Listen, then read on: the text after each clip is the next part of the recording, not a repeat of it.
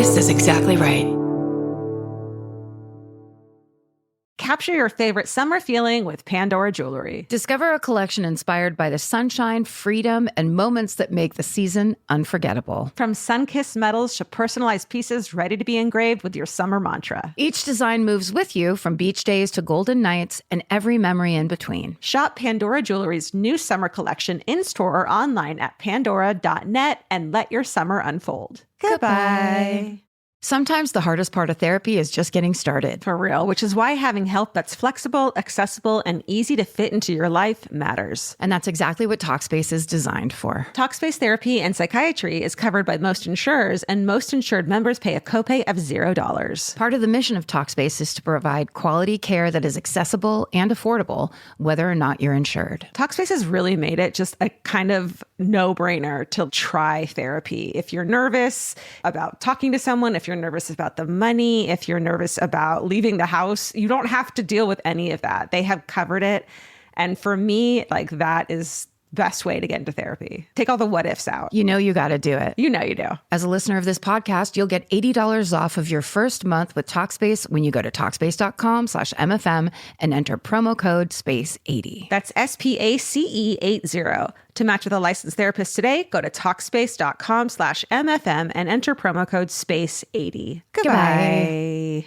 This may surprise you, but clothes that feel good and look good don't have to be mutually exclusive. Designs that make you feel as good as you look is what Hill House is known for. Hill House Home invented the viral nap dress. Hill House makes fun, versatile fashion that elevates your look. I now own 3 nap dresses. I love them. They're so comfy and cute. Pockets for days. You know? Get 15% off your first order of $100 or more at hillhousehome.com with code MFM15. That's MFM15 for 15% off at hillhousehome.com. Goodbye.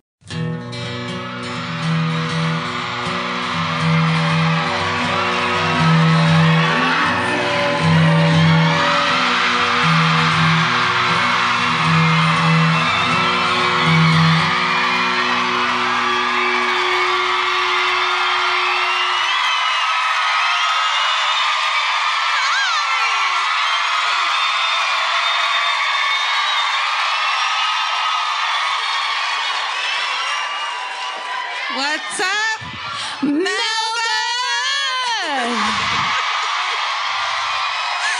Hi. We put on hand lotion like right as we were walking out. A little bit greasy for you. I'm not wringing my hands because I'm nervous. It's because we've been waiting so long to see you, Melbourne. Thank you so much for being here. This is, you all right? No. But we're excited to be here. We bought a lot of stuff already today. You guys have cute things. Yes, some quality. Well, can we just start? Yeah. Can we start where I need to go? Yeah. I didn't want to bring it up myself. No, it was mine to bring up. It's mine to bring up. We were just, George and I were just sitting in the bed,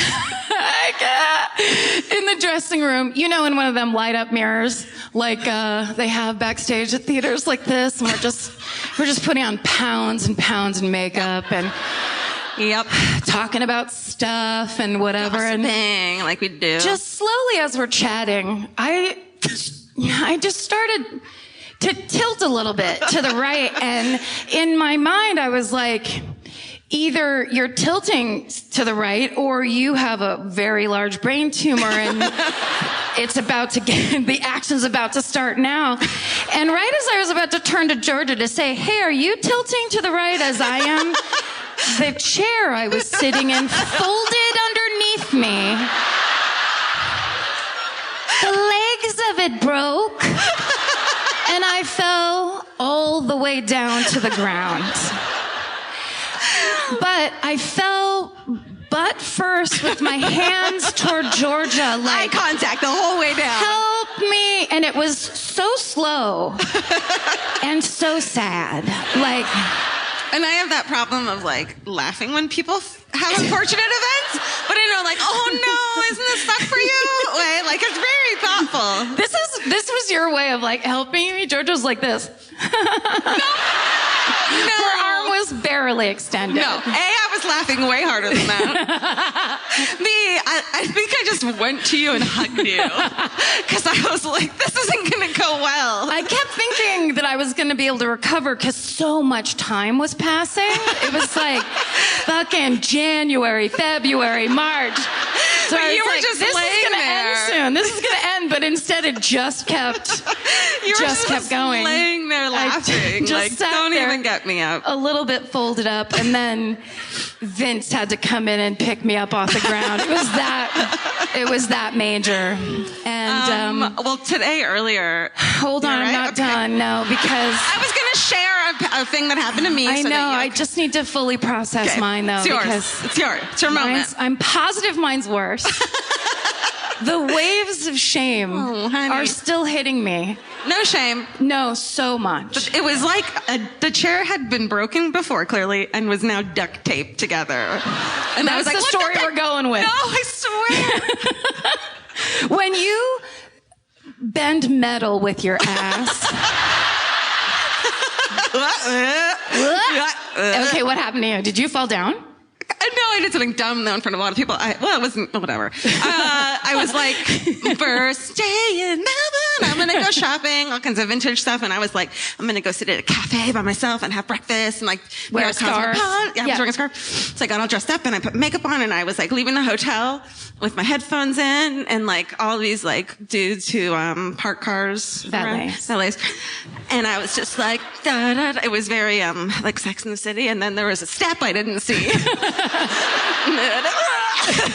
And then when I do anything, I make a lot of like, I'm very, like I can't just step off a step and not know it's there. And I fucking tweaked my back a little, and I did. And I turned and looked at one of the guys just to be like, can you believe, just to be like, I'm okay. And he was just staring at me like he was disgusted at me. We're gonna get him fired. Yep. So it's been a clumsy day. Yeah, and then just one more just hit me. Ooh. Oh no. Yeah, it's just gonna keep happening. No. Do until I eat Pringles in my hotel room tonight alone. Boo. Do it. I will. You guys, what an amazing trip. We're in Australia, for Christ's sake.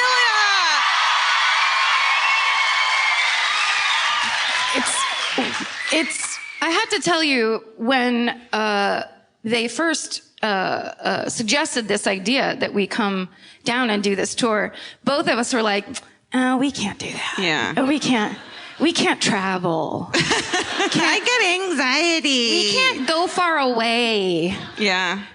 It seemed impossible. Yeah. It seemed like a joke. It was like, yeah. yeah, we'll go. Okay. Sure. Tell them we'll be there. Totally. Mm-hmm. But then it actually worked out. Yeah. I think a big part of that was that somebody, and I'm not sure who it was, flew us first class. Ooh. Yeah. That'll Don't do be it. jealous. I Yeah. feel there's definitely some anger. We'll go anywhere Yeah. if you fly us first class. We'll For go straight real. to fucking hell. We'll be like, First class. we'd love to go to hell and do a couple Right. shows. Yeah. Do they have a menu I can take a look at? Do they have a lounge that I can go to first? All the people we talk about are there.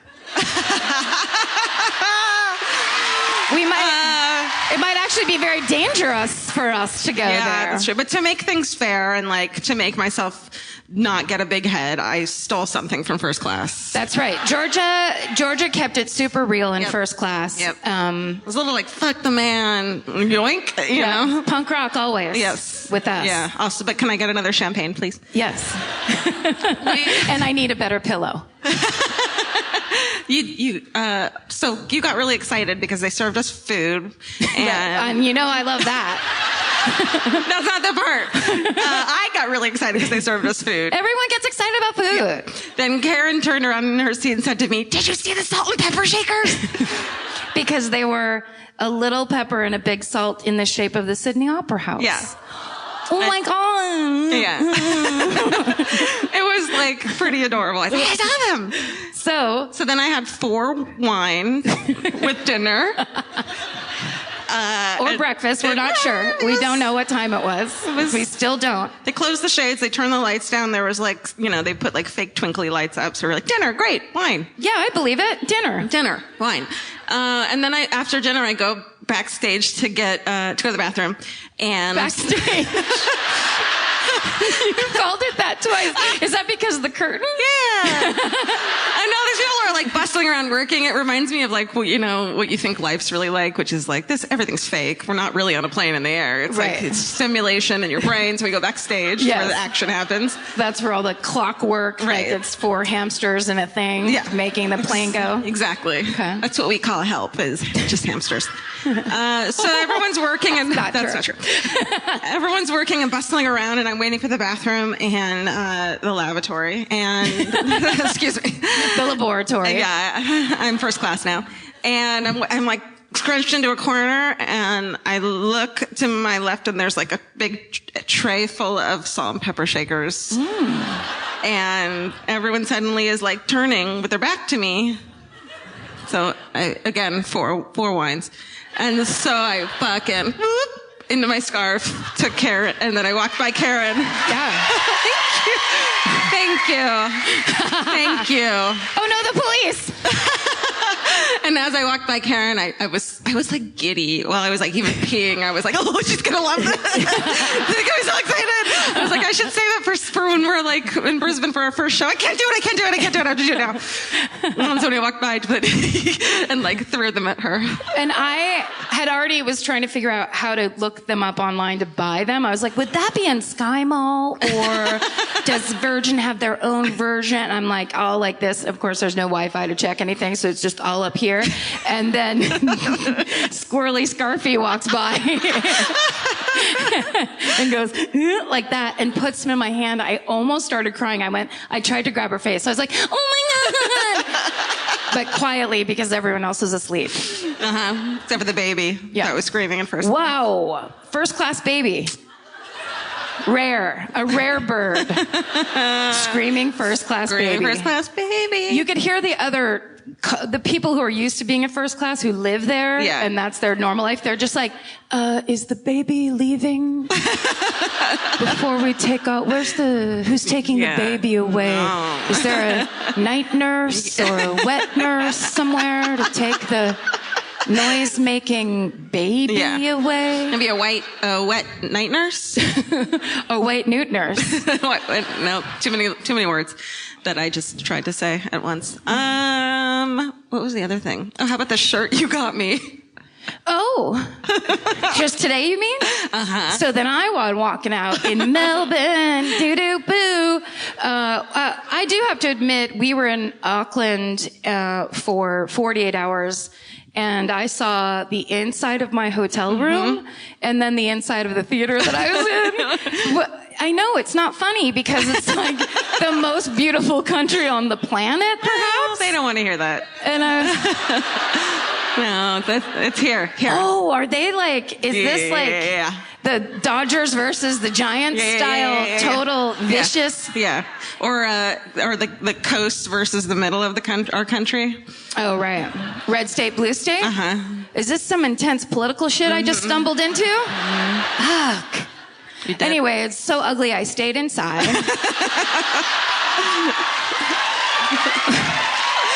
Wow. Steven, cut it. Oh, Steven's here. You want to see him? Steven's here.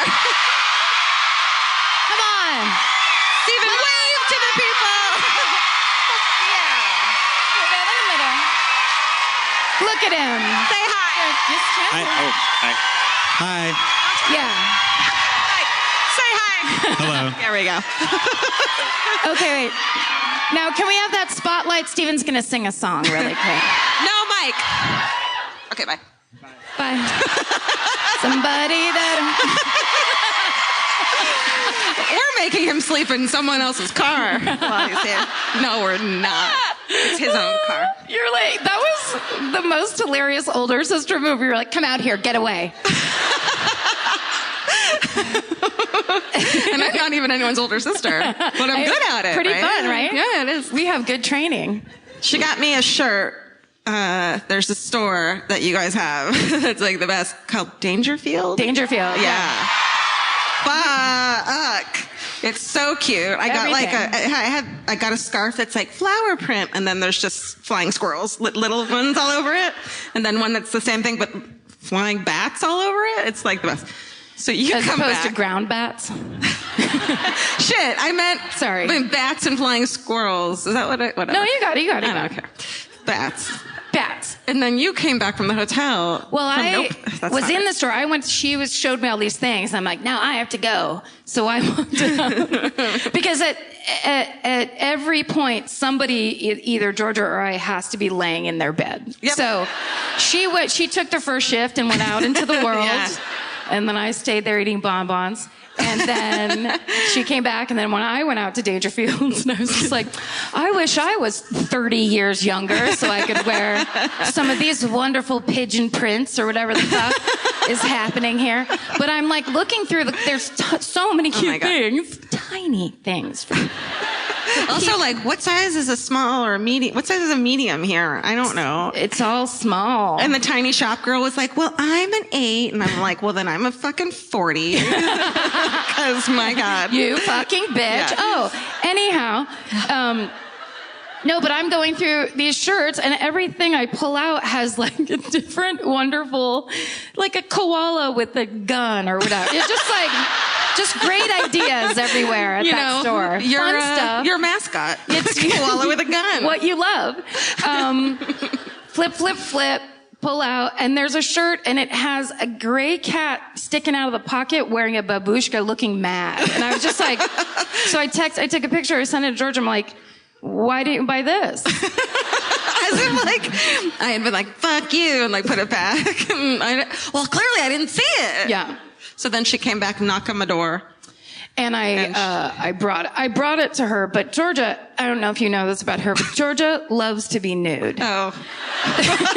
Yeah. It's nude or house dress is my like preferred form of being. Yeah. Preferred state of being. It's fun. My preferred state of being is slowly falling off of a chair I've broken for the rest of my life. I do like to be nude. It sounds so like perverty, but it's not in a perverty way. No, it's natural.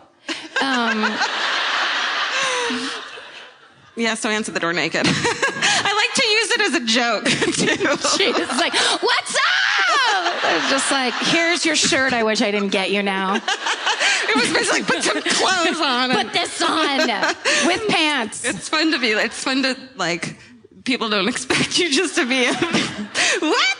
You know, naked is funny. It was funny. Thank you. It was very funny. We know each other very well. Yeah.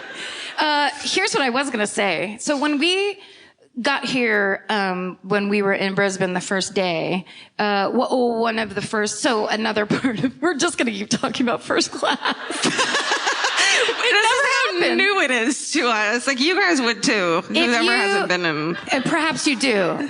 If you ever go to the fucking first class lounge, Dude. they have all this stuff sitting out that's like the nicest stuff to eat. Like, before you even get on the plane, they're like, don't worry, you don't have to hang out with plebes. Go upstairs. Get out. In the airport. Don't eat Burger King. Come up here. Yeah. And so they have all these Hungry little Jacks. jars. It's Hungry Jacks. Oh, Hungry You're- Jacks. Hungry Jack. Wow. It's good stuff. So they had all these little jars of yogurt with muesli mixed in, which is very foreign, and we don't have really that in America. You have it, but it's like at Whole Foods, and it's for hippies, whatever. She's talking about muesli, not yogurt. You just have yogurt with granola. Yeah. You guys have yogurt with muesli with and dried fresh fruit. goat's milk yogurt served by the goat who gave you the milk. It's so charming. Stewed fruit. Stewed fruits tied in a ribbon, stuffed into your muesli. So I was like, this is my new lifestyle. I'm just going to do muesli and yogurt for the rest of my life. And then we were joking around. We were like, oh no, because somebody gave us Tim Tams, and we were like, oh shit, here's the dream, because Tim Tams are clearly the perfect food, second only to muesli and yogurt.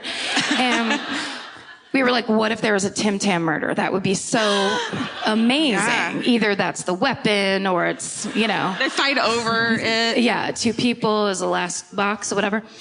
Well, I'm looking on the internet, as we like to do. There has been a muesli murder. What? Did you hear about that? She's springing this on me. Yeah. Oh, you did not. I told you. When? Okay, listen to this. Can you give us a second? The fucking owner of a famous... You didn't tell me I this. swear to you, the owner of a famous muesli company, a 75-year-old man, stabbed his business partner to death. Do you know about this? There's a murmur. Very recently. A murmur from the muesli community. They had to shut their specific muesli company down. I think it's called the Muesli Company. Wow. Something like that. That's so weird. And know. then the murder I did in Brisbane, sorry, the chick confessed because they gave her Tim Tams, remember? Oh, yeah, that's right. That might have not been correct, but I saw it in one article and I was like, I'm going with Yeah, that. who cares? It doesn't matter. This, by the way, is my favorite murder. Oh, yeah. Clearly.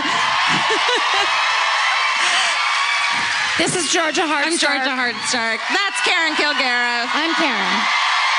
Thank you. Thank you. All right, sweet. Is it sit-down time? It's sit-down I time, think that's okay. it. We've done everything we can. We've done everything we can. I'm scared to sit down. Do you want to switch chairs just in case? I mean, will it help? They do look okay. Just if I start to slide to the right, just you there, just stick your hand up. Just do one of these, Karen. Because I can't do it again. You're I can't take responsible it for again. this. You just put a lot on that poor girl's not going to enjoy the show now. It was like this. I thought you were like aghast at something I had said. I don't remember what I said. It was almost like a Michael Jackson kind of like, "Whoa," but then I ended up on my ass. I just want to make it clear that I did not just laugh at you and not try to help. I came for you to save you. I just came happened to for be me. laughing the whole time. It was just so slow. Also, I just knew you couldn't help me. At that point, Yeah. I was beyond help. It was like, here's the thing, and we all know this. Once you fall in public, like you can start to fall, and you'll be like, "Ugh!" And if you catch yourself, you can just walk away. Maybe you have some hot cheeks, but that's all right. You hit the ground, it's over. Yeah. You're fucking done. You're done for. You're the person that fell. If on top of that, you're the girl that broke 2 legs of a chair, good night, nurse. How am I here right now? It doesn't make sense. How we doing? Okay. How's your half-eaten mint? Yeah, I shouldn't have put that in right before we walked out on stage. This podcast is brought to you by Squarespace. Every successful small business starts with someone saying, I wonder if people would actually buy this. Squarespace gives you everything you need to find out. From consultations to events and experiences, you can showcase your skills with a customizable website designed to attract clients and grow your business. With Squarespace's collection of cutting-edge design tools, anyone can build a beautiful, professional online presence that perfectly fits their brand or business. Get paid on time with professional invoices and online payments. Plus, streamline your workflow with built-in appointment scheduling and email marketing tools. Head to squarespace.com/murder for a free trial. And when you're ready to launch, use offer code MURDER to save 10% off your first purchase of a website or domain. Goodbye. You know your favorite summer clothes by what actually makes it into your suitcase. Find the outfits you'll wear all season long at Quince. Quince's 100% European linen pants, dresses, and tops are the pieces you'll reach for all summer long. They're lightweight, effortless to style, and they start at just $32. Their denim is soft and comfortable, and their organic cotton sweaters are perfect for layering when evenings get cold. Quince's beautiful 14-karat gold jewelry adds a subtle finishing touch. So I just went to Italy, and you bet I brought my 100% European linen scoop neck midi dress along with me in the color of floral waterfall, and I wore that thing all over Italy. It was like the perfect day to night. It just looked so pretty, and I felt like I looked sophisticated while still being comfortable. Make your summer wardrobe feel easier. Head to quince.com/MFM for free shipping and 365-day returns. Go to QUINCE.com/MFM for free shipping and 365-day returns. Quince.com/MFM. Goodbye. Every piece of furniture you own has a story. Sometimes it's an heirloom, and sometimes it came with the house because it was too heavy to move. If you're ready to start a new chapter with your home decor, there's Article. Article makes it effortless to create a stylish, long-lasting home at an unbeatable price. They take great care in curating their collection, focusing on pieces that stand the test of time. We've talked about Article for a long time. There are pieces in that catalog that are so affordable that are room changers. And if you go through there and there's like a little something you don't even realize you need it until you see how they have stuff set up or what style combinations that they're doing where they do the boho chic. There's mid-century. It's a little bit modern. It's something new.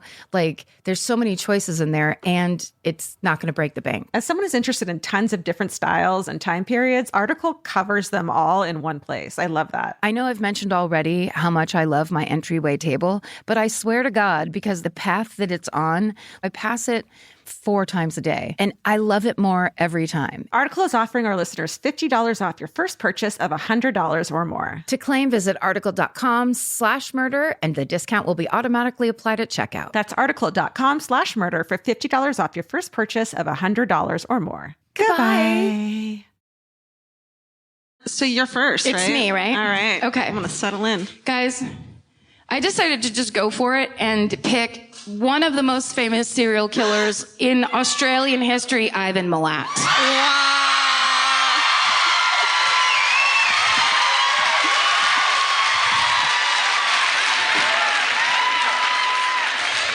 Damn it, we just put lotion on. Okay. I spit a little. Uh-oh. Is he here? Is someone like this is going to be Titter, embarrassing? titter, titter. Titter, titter, titter. Titter, titter, titter. I went to school with Ivan Milat's grandson. I worked with his nephew. My mom used to be in this office where this wife of the secretary turned out to be. We want all those people to email us, by the way. We're Yeah, not that's right. Making fun of you them. had best. That cheer, we always feel like we need to say for the people who are here for the first time, with people who force them to come. The ushers? The people that work here, people who have never listened to this podcast. We're not cheering for murder. No. We're not. I mean, It seems like we are, Yeah. but I swear to God we're not. Yeah. That's not what's happening. remember in Auckland when we were meeting people afterwards and these 2 girls came up and we hugged them and then I looked at the girl's face and I'm like, this is the first time you've heard the podcast, huh? She was like, yeah. It's like, I could tell by your face because you were not happy to see us. You were a little nervous, but your friend was like, hi! And you were like, hey. Hey, you guys are scary. we're an acquired taste. Yeah. By Like, cool people. Like, what's it called? Marmite. Yep. Vegemite. Vegemite. Sorry. It's called Vegemite. Sorry. So some girls said to us, they gave us Vegemite, and then they go, don't put it on like Nutella. Yeah. Because I think that's the mistake ever. It's disgusting. And it's like, well, you ate a fucking spoonful of it. You're not supposed to, like, eating a spoonful of mayonnaise and being like, ew, it's gross. Or it's like, well, you fucking did it wrong. But I love the idea that, like, you put on everything like a Nutella. You're just like, we're all going through life like, I bet this is super delicious exactly like Nutella no matter what. Even though it smells like fucking nickels. I mean, what's up, Australia? Okay. I would like to say that my sources for learning all about Ivan Milat and the backpacker murders are a British show called Crimes That Shook the World. Congratulations, you shook the world. A show called Crime Scene Investigation Australia, which is, it's really good, except for on YouTube, it's ripped, and so it's backwards.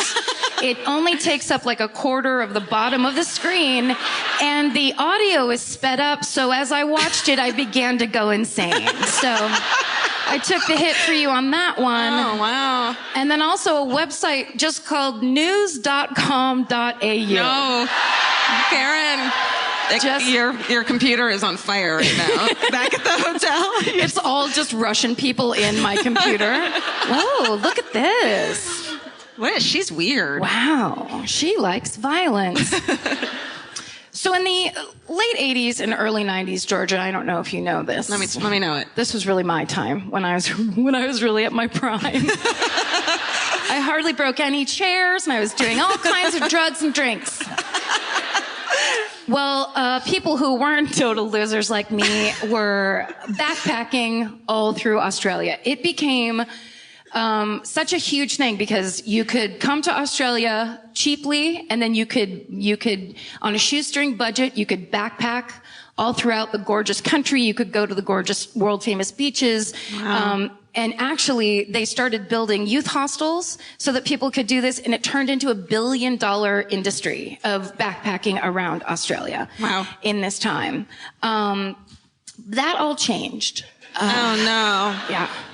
On September 19th, 1992, two joggers who were running on a trail in Belanglo State Forest. Never run on a trail. Oh. Belanglo.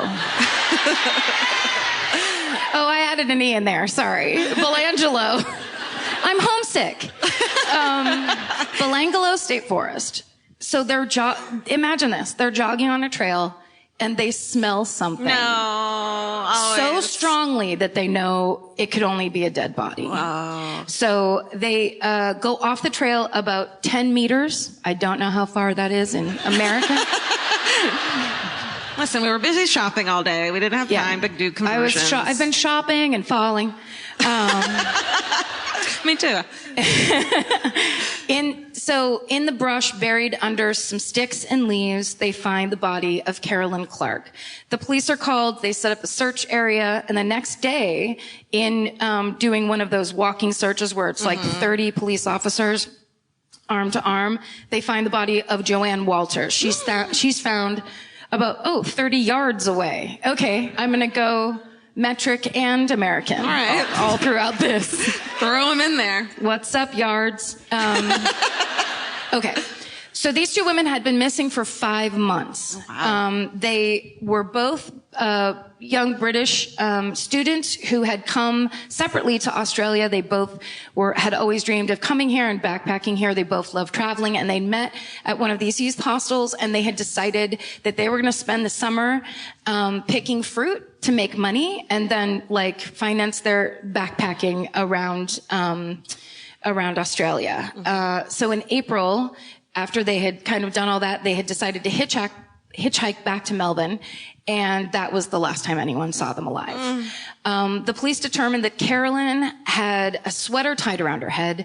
She'd been raped and shot in the head 10 times. Holy shit. Joanne had been raped, and she had been stabbed 14 times. What? Both of the women were bound, and they had found Winchester cartridge cases near the bodies. So, yeah, it's real quiet. Okay, but other than what I just named, there was almost no evidence that they could find, and so essentially the case went cold. And so a man who lived nearby and who knew that forest really well, his name was Bruce Pryor, and he had kept checking the newspaper to see if any other stories would come up about these two bodies that had been found there.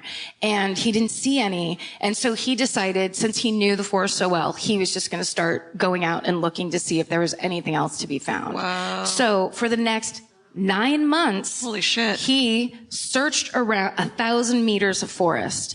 And then one day he spots a human skull. It's upside down in the dirt. He picks it up. Oh. He didn't know it was the 90s. He brings it to the police. And so he had good intentions. He meant well. At least he didn't use it as an ashtray. Yeah, that's true. For a couple months. Or he didn't go I was right, and throw it back down. This will show them. No. Okay. So basically the police were like, holy fuck. And they come out and they set up a perimeter and they start searching the area. And then a second body is found. well, this is actually a fourth body, is found 22 meters away from where that skull had been in the ground. So these are the remains of James Gibson and Deborah Everest. They were two students who grew up in Melbourne. They decided that they were going to hitchhike together to a music festival in Albury, and they had both been missing for 4 years. Wow. James's bones had been marked with multiple stab wounds. Deborah had been bound. She was savagely beaten. She had a lot of broken bones in her face, and she had been stabbed. Their bodies were 600 meters from where Carolyn and Joanne had been found. So now the police set up a task force of 300 police officers, and they start combing the entire forest. So, relatively soon after that, they find the remains of German tourist, Simone Schmidl. She disappeared while she was hiking from Sydney to Melbourne on January 20th, 1991. And they determined that she, based on the marks, and this is how it happened with a lot of these remains because there was so little of them left, that they just had to count the stab wounds on the bones. Yeah. So they knew she had been stabbed minimum 8 times. After her body was found, the police made an official statement that they had a serial killer on their hands. And that statement, of course, makes international news because Simone Schmidl was German. The first 2 women were British. It just goes everywhere that now hitchhikers are going missing and then bodies are being discovered. Well, up in Birmingham, England, a man with my favorite name in the world, Paul Onions. Oh my God. Come on. Dude. Go find him. I mean, And marry I have to him. make him mine. Paul, you don't know me. And I certainly don't know you. Karen Onions. Mrs. Paul Onions. Wow. So Paul Onions, right? He gets the paper and he sees the story and he fucking freaks out because 4 years earlier, he had a very interesting experience very near the Belangolo National Forest. Belangolo?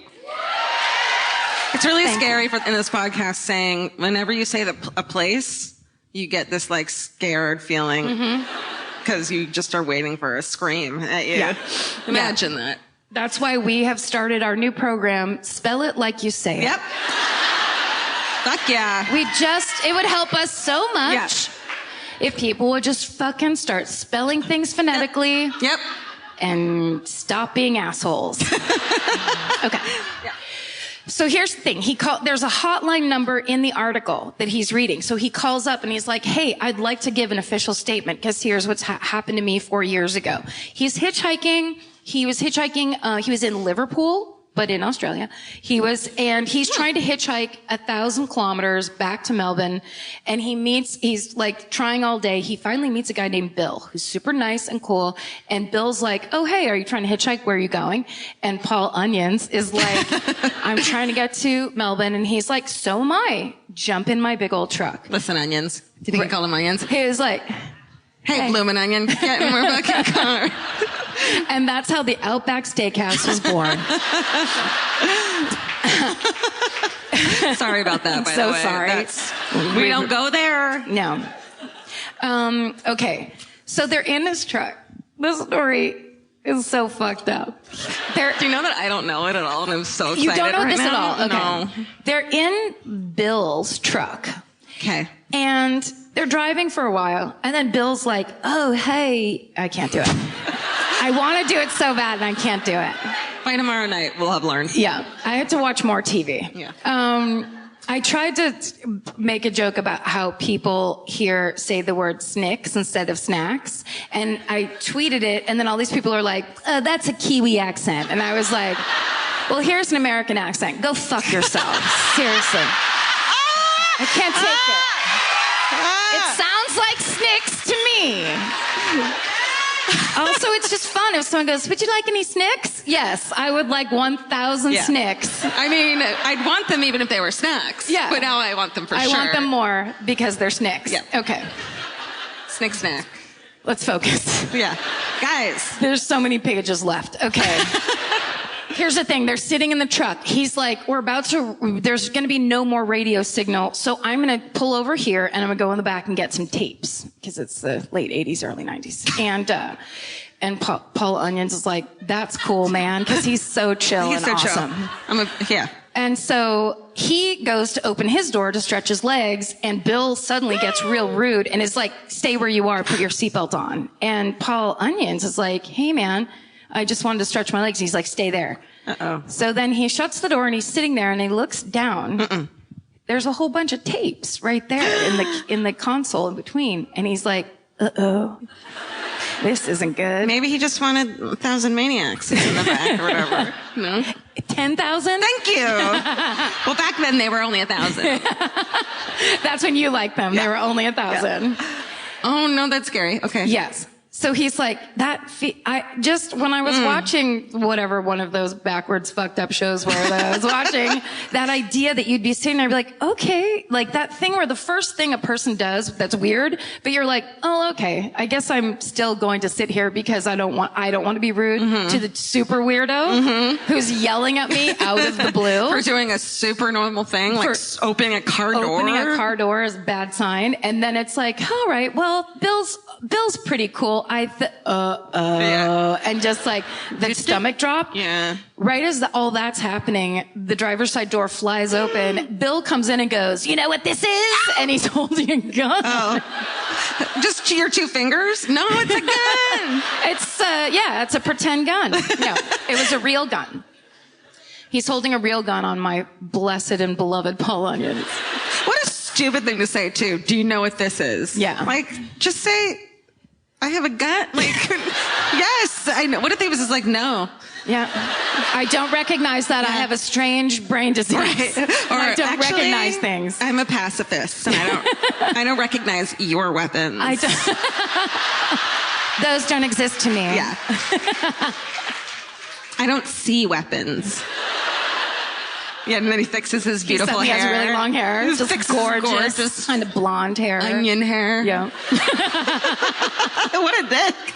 He's turning into an asshole. Okay. But the ironic part is Paul Onions does not have body odor. And that's why I love him the most. God, he got teased so much for that. You know it. Okay. No, he smells like delicious flowers. Do we have a picture of Onions? Of Paul Onions, no.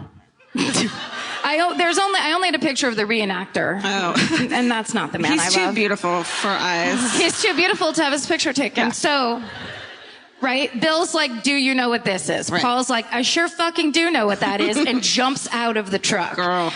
Bill starts shooting at him as he runs up the highway away from the truck. And luckily, a driver pulls over and lets beautiful Paul Onions into his car and drives away. Goodbye. Thank fucking God. Thank God. Thank God.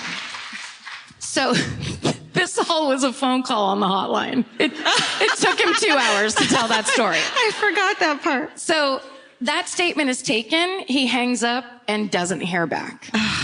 Because when they set this hotline up, what they didn't realize is that in the first 24 hours of this hotline, they got 1,000 pieces of evidence. People were calling in all over the place with all kinds of stories. And the police were completely inundated and were not prepared to process that much information.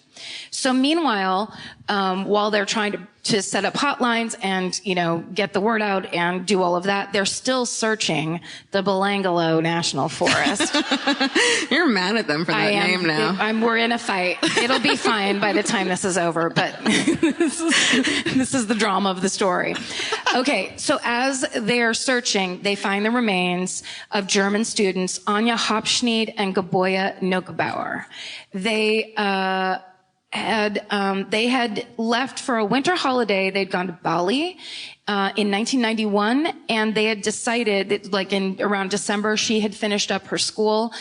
She was on winter break. They decided to go to Bali, and then when they were done with their time in Bali, they were like, let's hop on over to Australia and go to Bondi Beach. So they spent Christmas on Bondi. It's Bondi now. Okay. What is it, Bandy? Bondi. It's Snicks? Can we... Snicks Beach? Okay. Snicks Beach. Got The it. world famous Snick Snack Beach. They're due home in January of 1992. They never make it home. So when they process the bodies, they find that Gaboya had been shot in the head 6 times. Oy. Anya had been decapitated, and her head was not found. But the police did find 47 cartridge cases at the scene, and they were able to match those cartridge cases to the ones found near Carolyn Clark's body. So now 7 bodies have been found in the Belangolo National Forest. So the police get a forensic psychiatrist to make a profile of this killer. Love this shit. Right? And based on the location, based on the violence, based on the weapons, based on everything, he basically says this killer would have grown up or worked in the area of this forest. Mm-hmm. He would have had past criminal behavior. He would have shot guns with his family. He would have a big family that would have insulated him and separated him from the rest of society. And he would have had major control issues and been a real macho type. And as they're talking about all of that, the police are like, we know a guy like that. And we know family like that. Oh, fuck. It's Ivan Milat. Whoa, they were just like, oh, we know this dude. Yeah. So they had been a kind of a family that was well known in the area. Maybe we say it like that. Mm-hmm. They had made a name for themselves, where they lived. So Ivan Milat was a road worker. He spent most of the 60s in jail.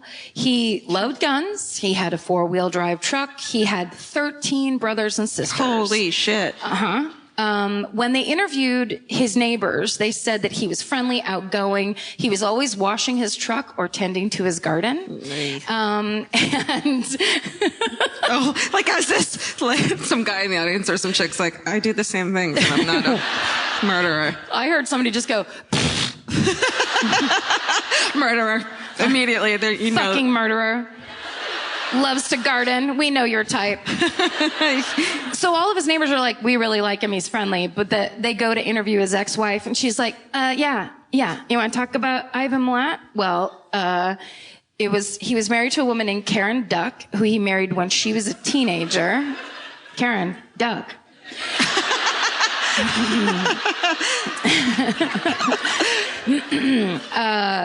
She described Ivan Milat as a brutal, controlling husband who was gun crazy. Aren't you bummed that you laughed at her now? Yeah. She says that he often took her to a pine plantation, to the Belangolo National Forest, and to the Jenolan Caves, which are, I guess, a tourist attraction. Thank you so much, Mom. My mom's here, everybody. What? That sounded like an American accent. Typical. So they start then, with all of these things kind of lining up, they start looking into Ivan's early police record. And they find that he was convicted of an eerily similar case in 1971. In April, Good Friday, 1971, he picked up 2 hitchhikers near Liverpool train station. He pulled a knife on them, bound them, gagged them, told them if they screamed, he would kill them. He took them into the forest and raped them both and put them back into the car. And one of them convinces him to pull over so they can get a drink at a gas station. And he lets them. And she gets out of the car. They both get out of the car and go into the gas station and get in there like, you fucking guys, help us. Oh my God. And everybody gets them. And then they go after him. He got away, but eventually he was arrested. He was facing, don't clap yet. He was facing 2 counts of rape and robbery. And what he does was he faked his own death. What? He left his shoes at a renowned Sydney suicide spot called The Gap, which I used to work at The Gap. You worked at a suicide spot? It's not that bad. Oh, sorry, I stepped on your... No, it's okay. I think it worked. I think you built it. Okay. So anyway, he escapes to the place we all hate so much, New Zealand. But he returns in 1974 because his mother had a heart attack and she was hospitalized, and so they re-arrest him then. Yeah. They had arrested him the first time, but then he, of course, faked his own death at the Gap. He bought a sweater, faked his death. Yeah. Left town. Left his shoes in the changing room. Yeah. Like, oh, shit. They were just like, oh no, I guess he's gone forever. Go back to folding these sweaters. Have I ever told you my sweater folding story? I don't think so. This one is a little bit classic, and it's worth me stopping this horrible tale. I used to work at the Gap for real in San Francisco. It was my first real job, and it was also when I was really also working very hard at being just a dedicated alcoholic. And so the day after Halloween, where my friend and I went dressed up as two people who worked at the Lancome counter. Is that what we're dressed as right now? Yes, exactly. We just went out in our black clothes, and my friend got 2 Lancome name tags for us. Cool. It was pretty rad. And then we just got beyond shit-faced. The next day was a fold-down day. If you've ever worked retail or worked at the Gap, you know the fold-downs. You have to go into work like 4 hours early and literally refold the entire store. Every single item in the store is refolded with a board so it all looks perfect. Just to break your soul a little bit? Just to, because they're like, hey, we're paying you $6 an hour. Why don't you earn it? Yeah. Oh, God. Yeah. So, we went in, we woke up, we were supposed to be there at 7 a.m. We woke up at 8:15 to the call of our manager being like, you fucking assholes, get down here. But luckily we lived 1 block away. And so we in our Lancome outfits walked down to the Gap. We go in, we start folding. I have the back wall, and I'll never forget, because every time I see these sweaters at a thrift store, I'm like, here it is. It's one of these sweaters. It's a Gap sweater from 1991. Oh my God. I'm folding down this wall of sweaters and so hungover, it's just still a little drunk. But it's also, funny because she doesn't drink anymore. That's right. So you can just, I've never killed anyone with a car or gone to jail. So let's celebrate my alcoholism. I fold down a line of this whole wall of sweaters. I get to the bottom of the first row, and then I just lay down and fall asleep on the ground. Yeah. That is amazing.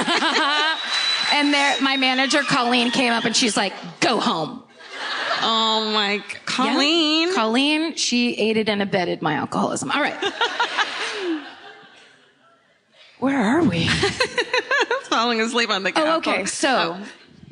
he's rearrested, but he is acquitted of both the rape and robbery charges because there was not enough evidence. I'm sorry. So I know. These 2 chicks are like, how about this evidence? hi, I'm evidence. My name's motherfucker? Evidence 1 and Evidence 2.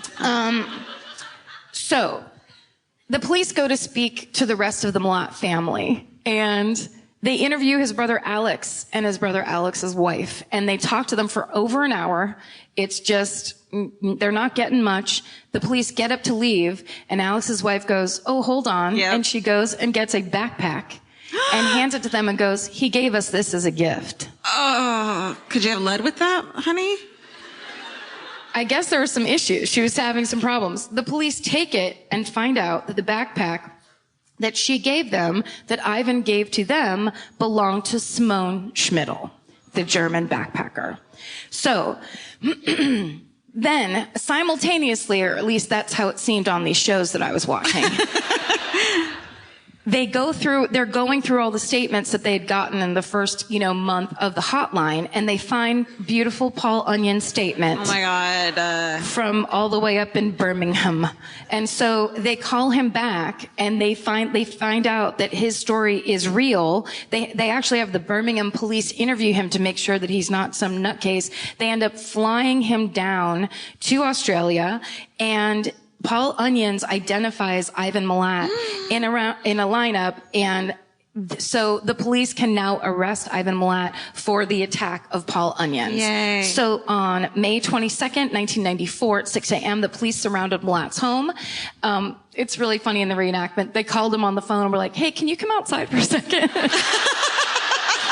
And then he did, and then he was down on his perfectly manicured lawn. Wow. Face, face first. Because he likes gardening. That's right. He likes things just so. When the police enter his home, they immediately start finding trophies from all of these murders. There's all this camping equipment. There are all kinds of personal belongings just everywhere. The police are identifying them as they look around the house. And they also find rifles, ammunition, hunting knives, and a sword. And then hidden inside a wall in a plastic bag, they find pieces of a Ruger 22 rifle. And when the ballistics expert reassembles those pieces, test fires it matches the bullets used to kill Carolyn Clark. So Ivan Milat is charged with the murders of all 7 victims. And on July 27th, 1996, following a 15-week trial, the jury returned after 3 days and found him guilty on all charges. He was sentenced to 6 years imprisonment for the attack on the most beautiful man in the world, Paul Onions, and 7 consecutive life sentences for each of the murders of the backpackers. Yay! When asked if he had any comment, he protested his innocence. He said he didn't do anything. Oh, for sure. But his younger brother, Richard, told the police that there were, quote, heaps more bodies out there to be found. And there are 11 other unsolved missing persons cases that are extremely similar to the backpacker murders, going all the way back to February of 1971. Holy shit. So I'm just going to go through these real quick. Karen Rowland was driving behind her sister. They were driving up to a hotel in Canberra when... Shut up. No, I'm kidding. What is it? She's asking her friend who's... Canberra. Canberra. Canberra? Okay, just really quick, just a suggestion. How about you spell it C-A-N-B-R-A? Whoa! Okay, I'm not mad at you. I'm not mad at you at all. Okay. This is so creepy. The 2 sisters take 2 separate cars. Why? It's not as fun. They must have had work or something. It makes me so mad. When I read that, I was like, what? They're driving. Her sister loses sight of Karen in the rearview mirror. Her car just isn't there anymore. She continues on to the hotel.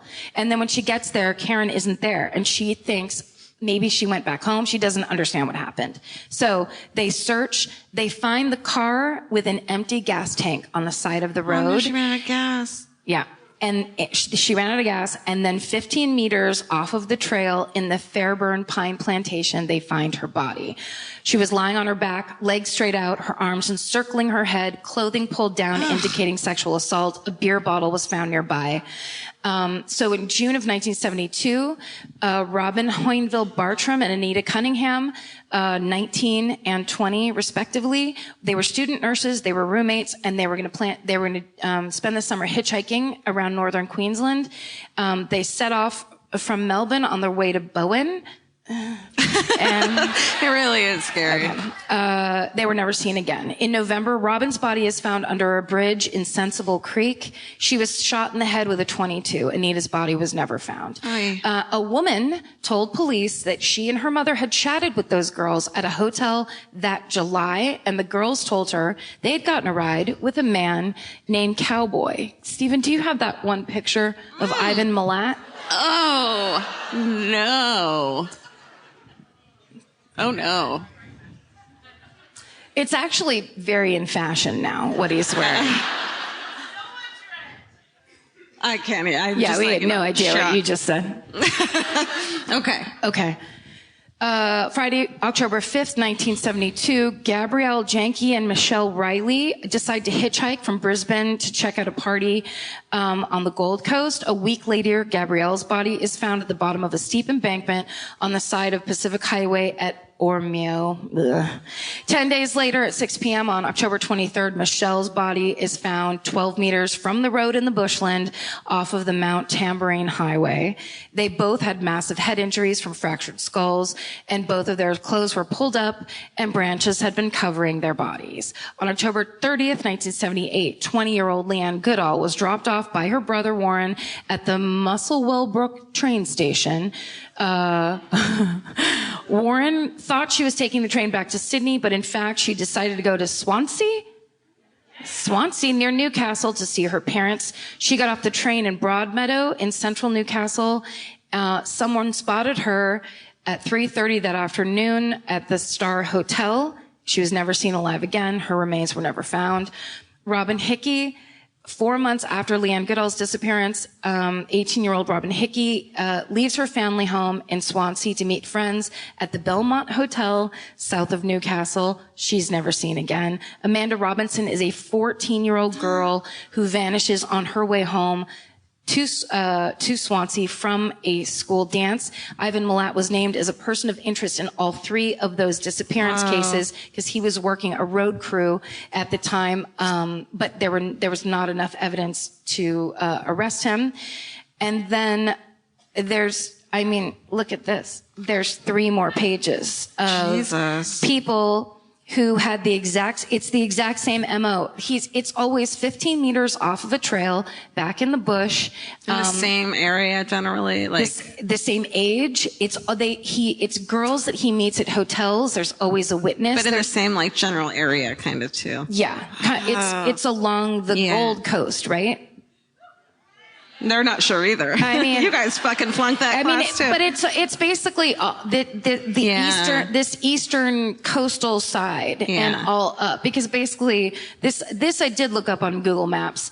It takes like 7 hours and 37 minutes or something to drive from Melbourne to the Belanglo National Forest. And so thanks. And so that's like that's basically the area that he was working in. And he was a road worker. He also delivered truck tires. So he was always on the road, and he was always leaving work and coming back, and like having people cover for him and stuff. Jesus. Now, really quick. Sorry. I mean, those are just like, there's 6 more people who have the exact same MO in their death. There's 58 total of missing people. Oh my God. Who there's pieces of their murder, details of their murder that can be related to Ivan Milat. But because he will not admit to anything and never has, they can't get him on anything or prove anything. And their families, have no satisfaction. They just don't get to know. So he's in jail, right? And he decides to cut off. He's 73 now. He's still in jail. He's in the Supermax. Wow. He's going to be there for the rest of his life. In 2009, he cuts off his little finger with a plastic knife. Ow!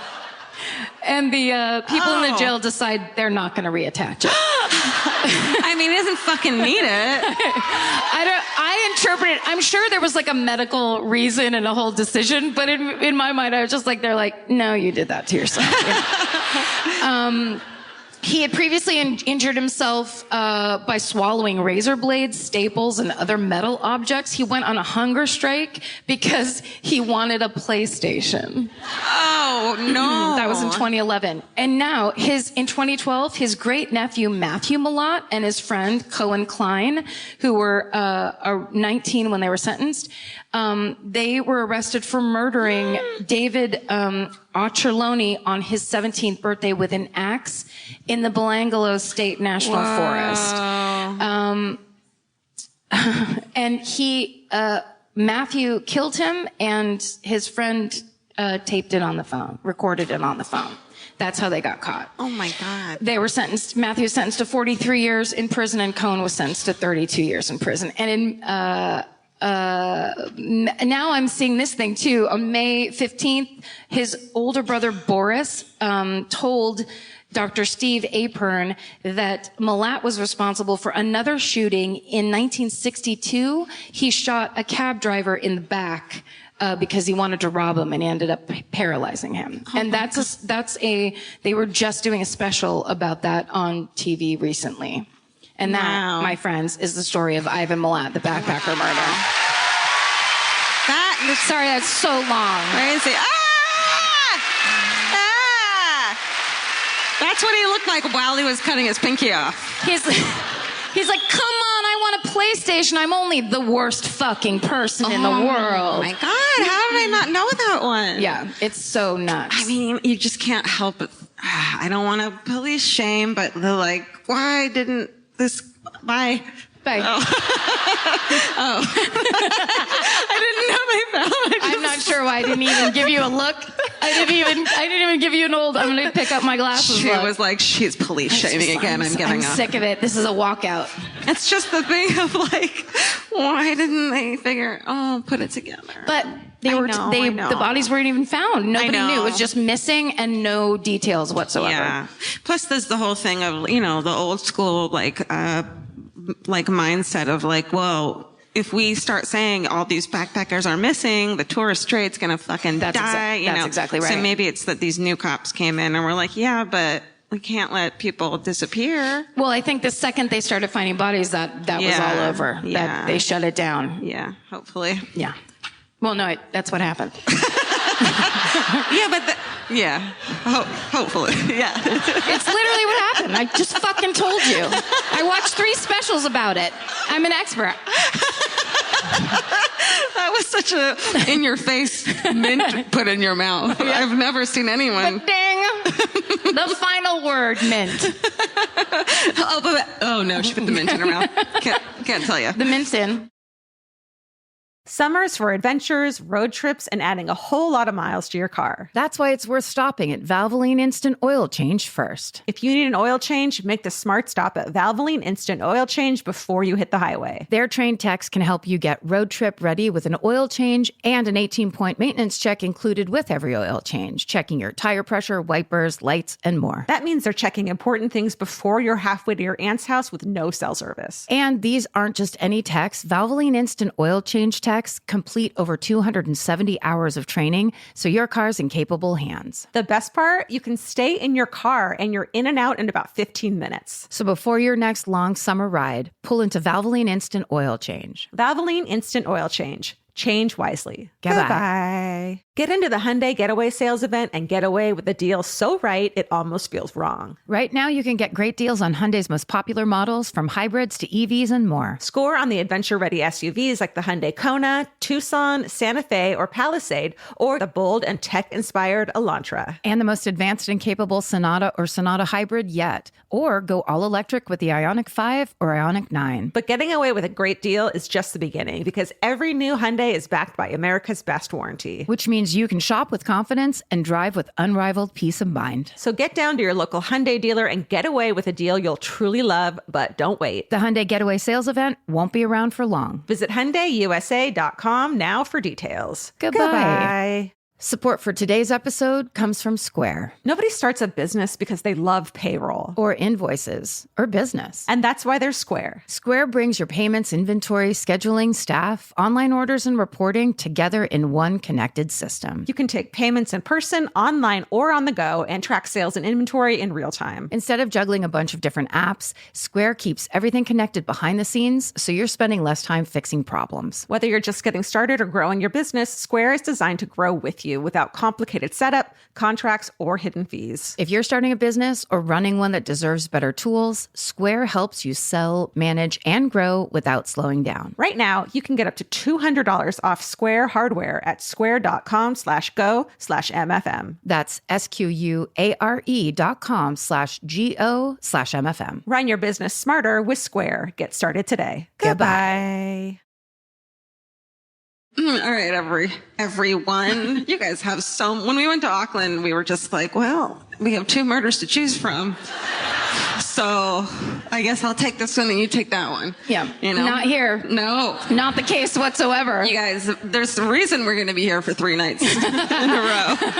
Not because people want to see us, but because we just couldn't pick one. The government's making us tell all the murders. Yeah, we're doing it. It's a social service. You're welcome. Yeah.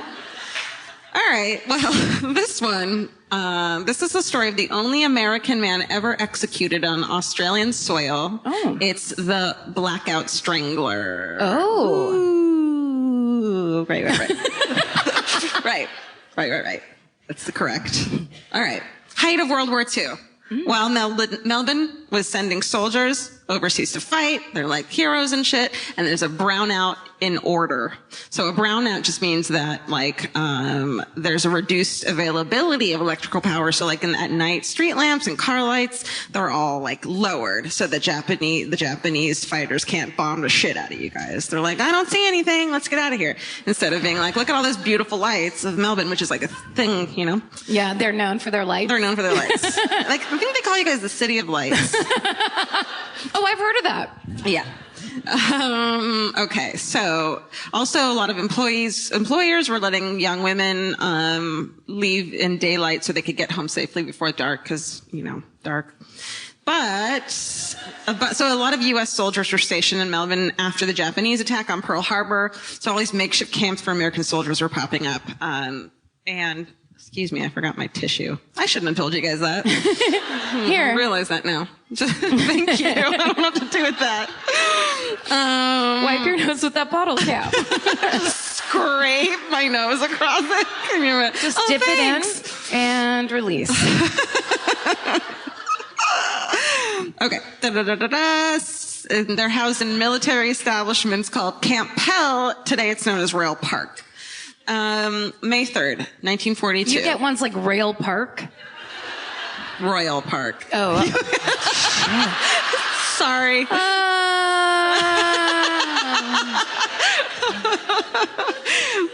I just audienced you, essentially. Royal! May 3rd, 1942, 40-year-old Ivy Violet McLeod was waiting for her tram. Can you see I copied and pasted this from Australian articles? Waiting for her tram on Victoria Avenue in Albert Park around 2 a.m. when she's attacked. You wooed it, and she's attacked. Just at the You got to do time. it right away if you're going to do it. Okay, her body was found by a hotel cleaner who was hosing down the footpath outside a hotel. He saw an American soldier get up from a stooping position in a nearby shop doorway. He was going to run after him, but decided to try to help the woman, but it was too late. Ivy was dead. She was partially naked, badly beaten, and strangled. Her purse was still in the area, so it was obvious that robbery wasn't the motive. And witnesses said that they had seen her in the company of a U.S. soldier late the previous night. We have a photo of her, and while that's up, I'm going to subtly wipe my nose on my dress.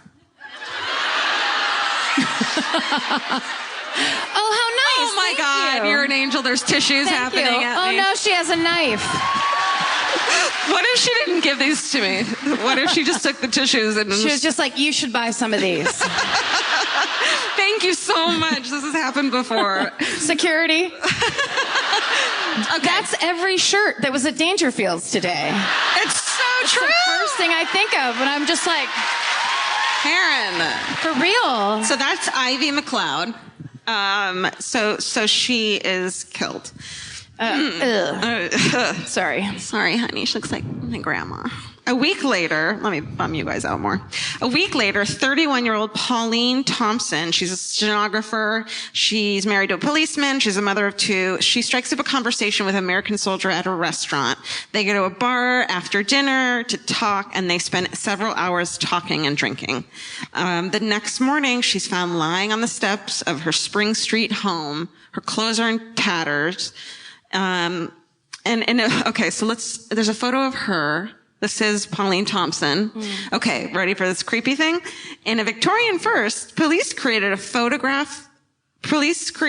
a mannequin dressed in her clothes and put a photograph over her face, hoping that a witness would come forward. Stephen, put that nightmare up. What? That's what that is? Yep. Look at her hands. It's mannequin hands.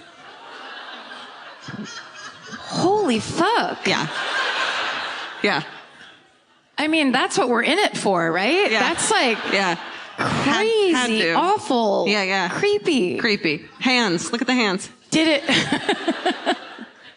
Did I ever tell you the story about when I was little and I was at the store with my dad and he's like, just don't touch anything. Yeah, right. Which I could never do. I was like 5. No, you're a child. And he would always take me to like hardware stores and stuff that didn't have candy or toys or anything good. Yeah. And I remember he went to get something, and I just walked up. There was a mannequin wearing like a mechanic's jumpsuit. Coveralls, yeah. And I just went like, Oh, no. just like my finger ET style touched the mannequin's hand, and the whole arm came off of my hand. And then I was just alone holding a mannequin arm, like, shit, do I shove it back up? Or like, and my dad came around the corner. He's like, Jesus Christ.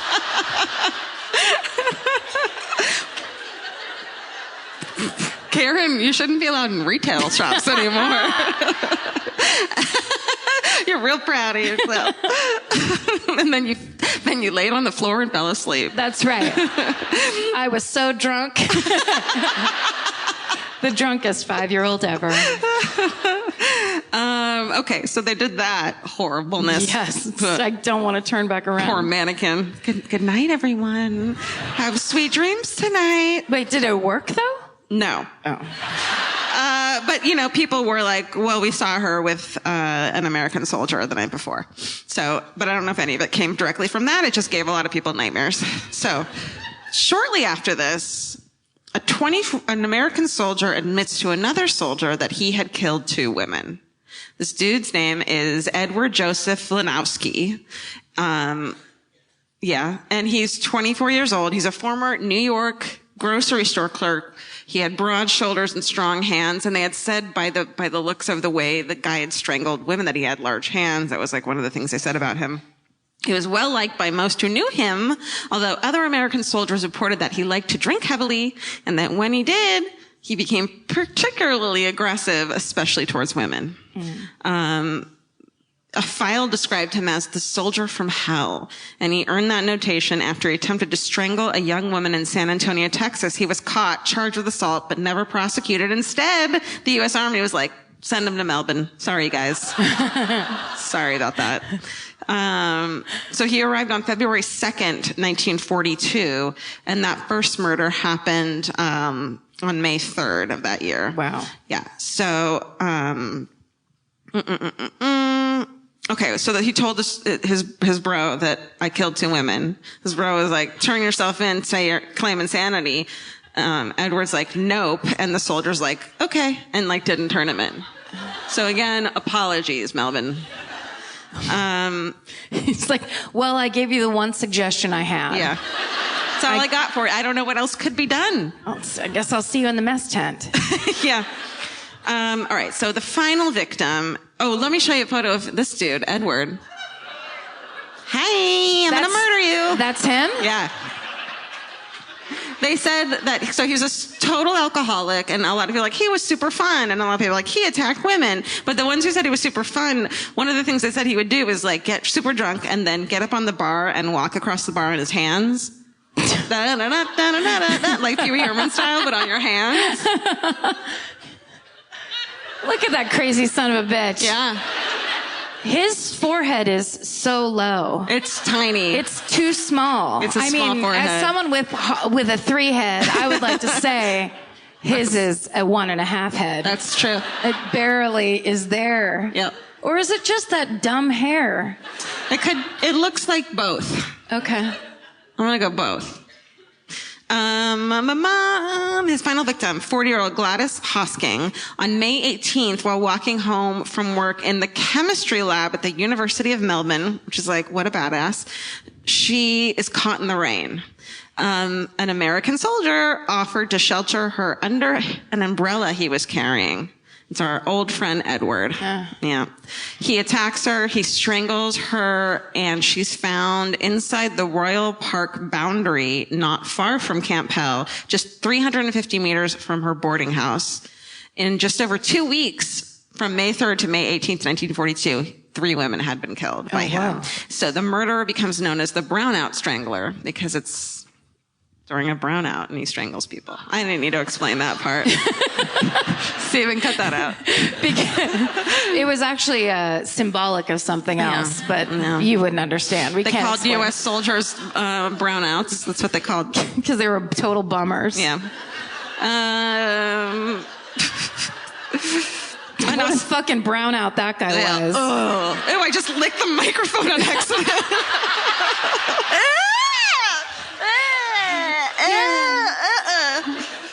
Does anyone have any hydrochloric acid? I'm or just something? gonna drink it. An Australian soldier, oh God, that was disgusting. An Australian soldier told police, so Gladys gets killed. Australian soldier tells police he saw a U.S. officer slipping under the Royal Park fence on the night of the murder. He shines a torch. Mm-hmm. That's not what we call flashlights. So clearly I copied and pasted that. In the guy's face, it was all muddied. He asked him why he's covered head to foot in yellow mud. He's covered head to foot in yellow mud, which is what's that? Diarrhea? No. It's mud, and it's just yellow. What? I don't know. Because it's wartime. I don't know. Because there's a brownout, and so there's not enough brown to go into the mud? What the hell? That's gotta be it. And yellow mud? I don't know. I didn't look that part up. Okay. I didn't even look out what meters means. So clearly I was shopping all day. Okay, so the dude says to him, I fell over in a pool of mud going across the park. That's like his excuse, and it's like, okay, go ahead. They were good with it. Right. The description of this soldier, though, matches the individual Pauline Thompson was seen with the night of her murder, as well as a description given by several women who had also survived recent attacks. So I guess he'd been fucking attacking women all over town. People had been surviving. Yeah. So after days at Camp Hell, they're going from fucking soldier to soldier, being like, are you a murderer? Are you a murderer? Like interviewing people. I guess. I don't know. I made that up. They could actually. That's how they did it. No, I bet that's how they did it. Could have been. Police investigate. I think we have a photo of Gladys, actually. Did I already? Yeah, there she is. Oh, right? Look at that outfit. That's not why, but okay. Okay, so they're fucking soldier to soldier. You. Police investigators get to Edward Lenoski's tent, and the yellow clay matching the crime scene is found on his tent, his shoes, and his bed. So he's just flailing himself all over the fucking place, apparently. It's so yellow. I hate yellow. Okay. So he's arrested, charged with the murders. Behind bars, he confesses to fucking everything.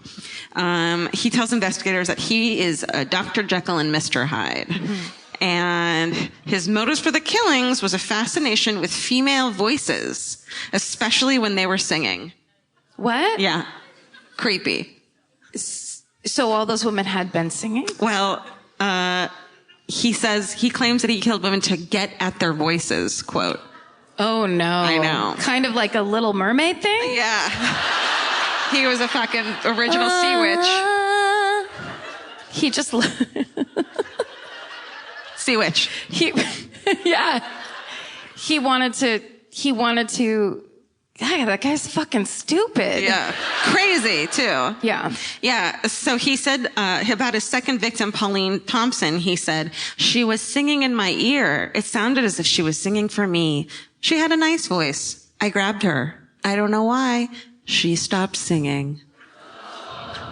Well, because you grabbed her. Fucking idiot. Then the investigator was like, goodbye, I'm going to go to the Gap. See you guys later. Can you imagine hearing that? Someone saying that to you? Okay. According to a psychologist who interviewed Edward during his trial, he grew up in an abusive alcoholic family, and one of his brothers had been committed to a mental institution for life. His mother had been overprotective and controlling, and I bet she fucking sang a lot. I bet. You know what I mean? Yeah. I didn't say that, but it's like, well, clearly. Yeah. That's my what's this profile of this murderer? You've profiled it. His mom sang a lot. Yeah. But she was like, just the most horrible sound of all time. So essentially, I could show you right now what that sounded like by just singing. She'd put him into bed and she'd be like, all right.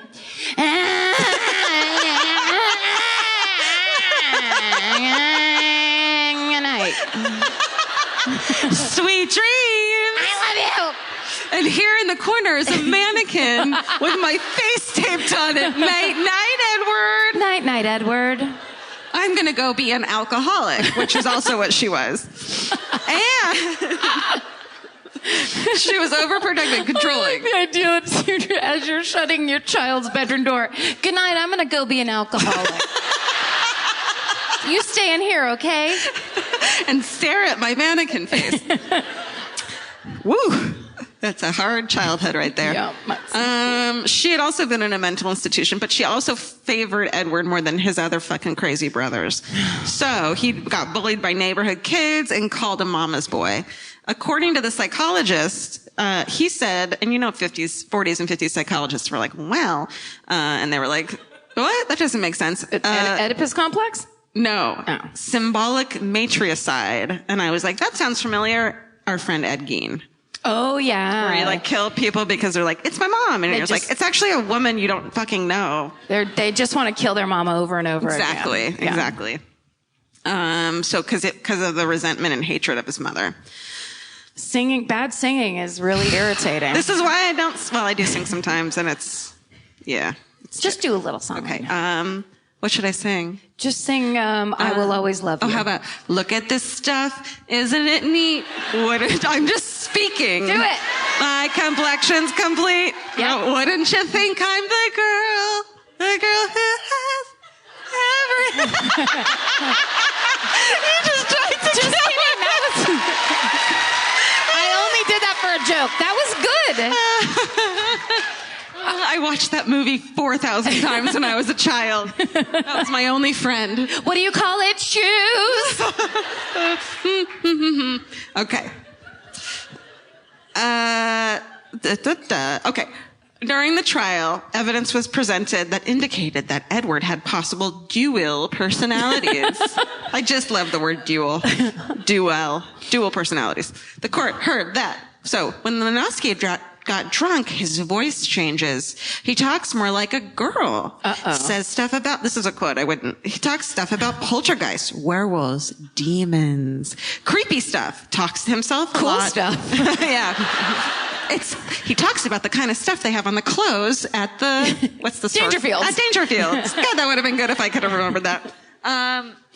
Talks to himself a lot. Other times it was like he was talking to someone else. Maybe he was talking to someone else. Yeah, he could have been talking to someone else. Although Edward Lenosky's crimes were committed on Australian soil, the trial was conducted under American military law. Yeah, that's Mark Harmon style. Yeah. NCIS, baby. Yeah. I said, yeah, I don't know who that was. I've never watched that show in my life. They have. I want true crime. He confesses to the crimes, convicted and sentenced to death at a United States Army General Court-Martial in July of 1942, but it's here in Australia. He's executed at Pentridge Prison. Wow. You guys stay there sometimes? You love it? Is it the best prison? Yeah. Oh, You can really? live in a prison? You can get breakfast there tomorrow. Normally heckling makes me really mad. Yeah, me But too. that's my favorite thing anyone's ever You yelled at can me. live there and you can get breakfast there. You can get breakfast there tomorrow. She'll have the muesli. I'll have the beans on toast with a fried egg. Georgia loves a nice breakfast bean. Oh, you guys have my really brought God. her over to the baked bean breakfast Thank bean you side. so much for that. What's congee? Don't answer now. It's on every menu for there's a lot. breakfast, but it's like congee with, and I'm like, what could this be? And then it's like with shrimp or Congee's like a grass. soup. Oh, is Or it? grass. I don't know. Just random stuff where I'm like, I can't put together what this breakfast item might There's be. a lot. It's not French toast. I know that. If it ain't muesli, she don't want to Fuck eat it. something. Fuck it. Okay. The precise details of his execution were... Wait, sorry. We had to eat breakfast at that prison now. Obviously. Will you guys meet us there tomorrow? Yeah, we'll be there. They share time is over. Yeah.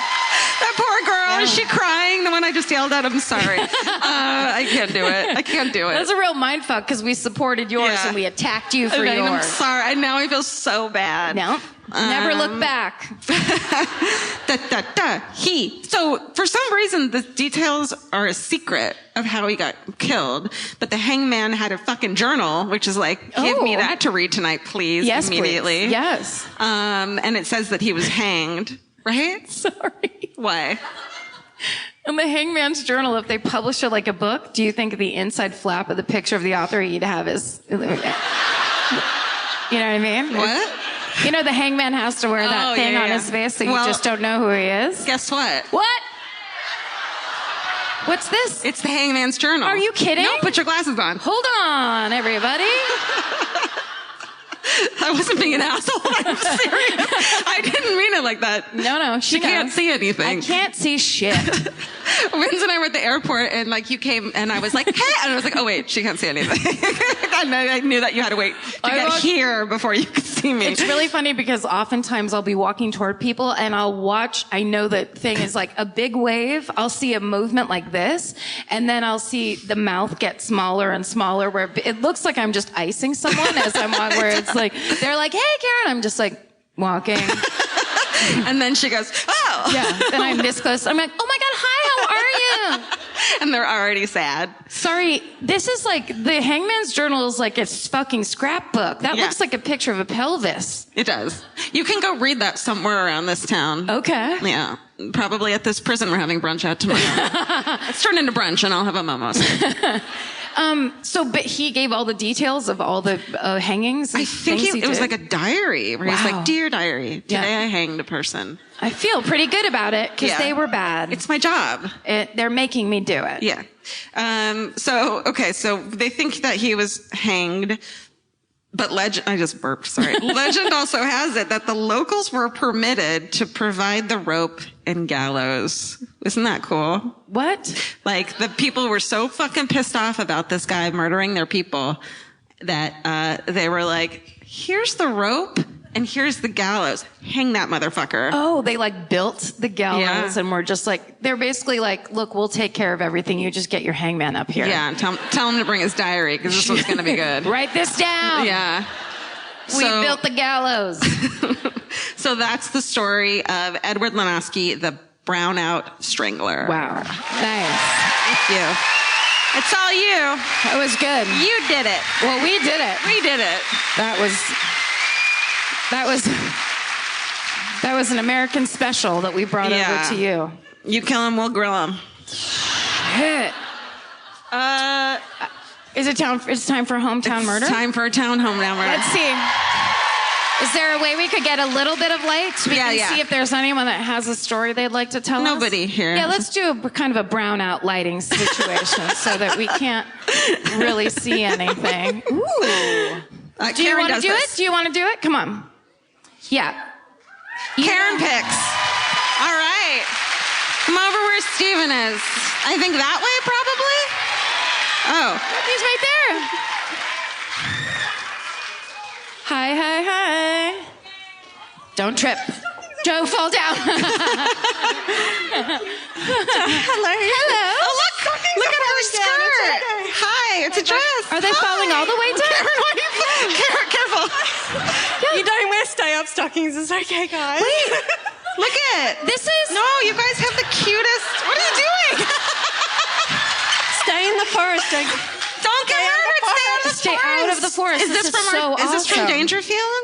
No. This is so cute. We're acting like the one store we've been to is the only store in Melbourne. Is this from the one place we've been to? Yeah. I heard you guys don't have any others. What's your name? I'm Rebecca. Hi, Rebecca. Where are you from? Everyone will cheer for you. Thank you. The Yarra Valley. All right. I knew it. Yes. I knew it. Fuck yeah. What's your hometown? Okay, so I have a few, but I'll just do one. If it's really good, you can do more. Yeah. Or if it's really bad. Okay, go ahead. I won't use exact names because I still live next door to my mum. So weird how you can't see anyone out there. That's so creepy. I know, right? No, I know. It's better. It's better. Yeah. Just look up into the light.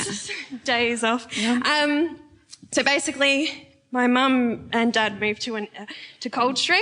I don't know if you know Coldstream. Of course we know Coldstream. They know it. Along the Maroondah Highway. So basically high traffic area, and they start building this house, and there's an old little barn out the back, a little bit creepy, and basically where they're going to build the house, there's a big tree out the front, big cherry blossom, massive cherry blossom. And my dad's like, I really think I need to cut this down. Why? Well, where the house was going to be so they could keep the old barn. Oh, right, okay. Yeah. Okay. So the neighbour comes over and he's this big, massive guy, big beard. My dad's like a skinny kind of Crocodile Dundee. Oh, yeah. We know him. Yeah. We Big have. knife. Yeah, We can yeah, chop that the tree guy. down with this big knife. Yeah, Okay. so you imagine this other guy that's massive and my dad's kind of skinny. Longer control problem. Anyway, so this guy tells him, don't cut down the tree. No matter what you do not cut down this tree. Chill, dude. Sure. That's super chill. Yeah, and so dad's like, watch me. So the next day comes in with a backhoe, but the tree's been cut down. And there's a big hole right around the tree. Oh, no.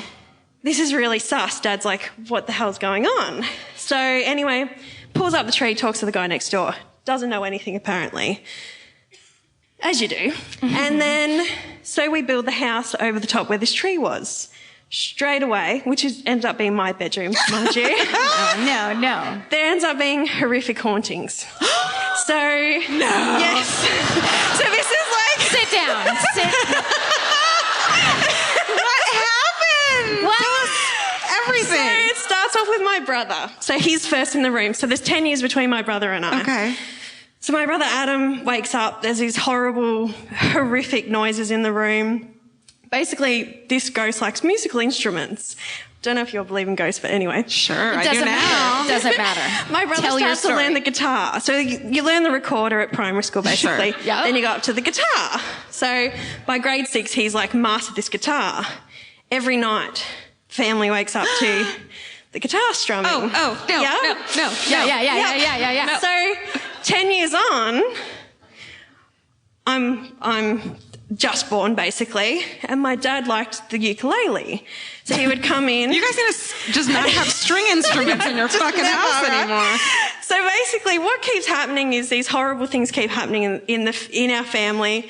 Things like you'd be in the shower and shampoo bottles would come down on you. Like one after the other? Yeah, like creepy as fuck. Like petrifying shit, right? Oh my God. Anyway, so eventually these things keep happening, and I'm about 4 or 5, and I say to my mum, I feel like there's something wrong at the neighbours. There's something really strange. But she said it, and she was in a nightgown, and her hair was wet, and her eyes were white. I don't know what's wrong. Something's wrong, Mommy. So basically, the next day, we're all sitting down for dinner, and I actually sent you in this email as well about it. Anyway. We read it. We loved it. Yeah, totally. Loved it. So basically, the next day, we're all sitting down for dinner. Police come raiding through our house. They come through our house. They're basically like, if you have somewhere safe to put the kids, put the kids. So my brothers are older. We all went in the bathroom, stayed there. What the fuck? Dad gets out his knife, literally. Yeah, sure. That's not a knife. This is a knife. Right. Yeah, it's like, you call that a knife? Yeah. And basically the police raid goes through our house to the next door neighbours. They go through the back paddocks. We call them paddocks. And then through the front of the What's that, a house. fence? Yeah, okay. Yeah. Yep. Okay. Got it. And basically a body is found in their backyard. What? This is And the big there's- bearded guy's backyard. Yeah. Okay. Big, the freaky guy. Okay. Yeah. And there's other bones that are found on the premises as well. They believe they were buried. There was tree roots through it. Oh my God. Yeah. I know, right? It's like, ooh. Then, oh my God. Then, a couple years pass. So the father's been put away. At this point, his daughter is about 19, 20. And a body is found at Coldstream Tip. She's almost decapitated. She's been injected with Her battery body? acid. Yeah. Battery acid in a sleeping bag. bound up with a phone cord when we used to actually have phone cords, yeah? Yeah. Horrific. They can't move the body because the daughter, which they didn't know at the time, her name's Karen. She has a thing where she always comes back to the body, and every single time they've missed her. So they've moved the body and missed that chance of her coming back and trying to bury it or get rid of evidence. So they're like, we've got to leave the body. Oh. So they ring, they're talking to the mother, and they're like, we can't move the body, I'm so sorry. So it gets quite emotional. The whole town is like, this girl, like, we don't know the body's being found, we don't know anything about it, it's all top secret. Haven't they heard of a mannequin with a fucking picture taped on its face? It's not the same. Wouldn't know where she was. Right. Anyway, so basically, Karen comes back with dynamite to blow up the body. Holy shit! And this is really quick. You're not a compulsive liar. I just want to check. I don't care. So she comes back. Doesn't matter. But this is like later on she does it again with dynamite. She has a thing with dynamite. Okay. What? So this girl it was a drug deal gone wrong. Karen was a drug dealer, and she had a house in Lilydale. This is the daughter of the neighbor. Yeah. Prison. So Ian was a really bad guy that hid the body underneath where our house was, and then had a body in the backyard. And then Karen's the daughter, who's she's about 19, 20 by now. Okay. So basically, drug deal's gone wrong. She was living in Lilydale. She moved back in with her dad after this girl was killed. Now, she gets the dynamite, comes back to blow up this body. Police. It's not a solution. Yeah. So when she comes back, basically the cops jump on her. Mm-hmm. So she's done for. She's arrested. Her boyfriend was waiting in the car. Now, when she does her statement, so basically she rats out her boyfriend, she got less time because she was making sandwiches in the kitchen while they were torturing this girl for 48 hours. Oh. It's repulsive. Oh, like, my that is God. just... so she got less time because of that. So disgusting. Yeah. So, I know, right? And this is happening next door while you're growing up? Well, no, so the daughter, she was mostly living at Lilydale. So she's doing all these drug deals and stuff like that. Whereas Ian had moved out, and so just his wife was still there. Okay, so basically, Karen then gets out of jail a few years later. Her boyfriend's still in jail. She gets dynamite to blow out her boyfriend out of jail. Karen, there's other things in the world. Stop. Jesus Christ. Her mom's like, but you did the dishes. She's like, yeah, I've got the perfect solution. Dynamite. It's just what she does. Oh, my God. So she ends up going back into jail, obviously. He does more time. Fast forward I think it was about 3 or 4 years ago. She ends up moving back in next door to my mum. But it's okay. She's a born-again Christian. It's all right, guys. Amen. All forgiven. So good. Yeah, Jesus forgives So, her. yeah. Like, all that shit. The decks are cleared. The thing that, really fucks me. Jesus does love dynamite, though. So. Loves it. So, in the end, my mum still lives next door to them. Oh, my God. Do you guys have them over for Christmas every year? Yeah, No. what's 4th of July like? Just really tense? They don't have that here.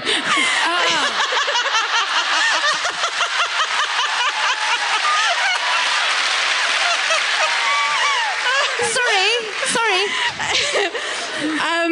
That's the story of the jewels. That was Whoa. her last day. So, My God. That was amazing.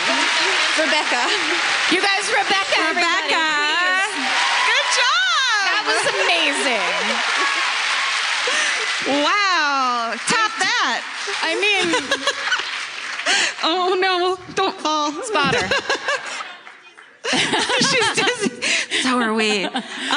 Wow, you guys. That was very powerful. That was super a lot. That was a real journey for all of us. I believe in ghosts now. I didn't believe in ghosts before. I don't know. Guitar playing ghosts. We're so scared. I'm so We're gripping scared. each other. It's also freezing up here. You guys, this has been such an amazing show. Thank So you so. good. What a kickoff for this Thank run you. tonight. Thank you so much. We're so excited to be in Australia. You guys are so fucking nice. It's amazing. We're so happy to be here. We're so happy to be here. And of course, we just want you to stay sexy. And Don't get nervous. Bye, you guys.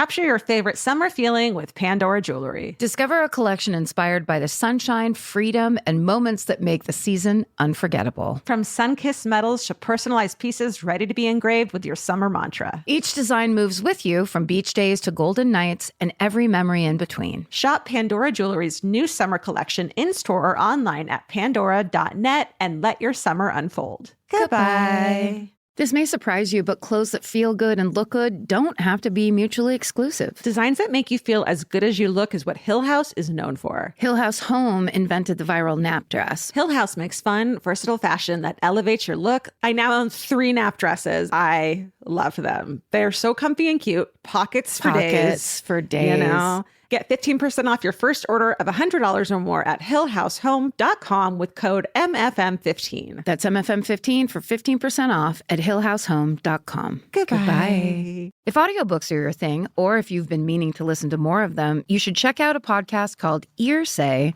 the Audible and iHeart Audiobook Club, hosted by Cal Penn. Each episode spotlights standout audiobooks on Audible across all kinds of genres: sci-fi, comedy, romance, thrillers, and more, with Cal talking to guests who help break down what makes each story worth listening to. It's a fun, easy way to discover your next great audiobook. Check out Earsay on the iHeartRadio app, Apple Podcasts, or wherever you get your podcasts. Goodbye.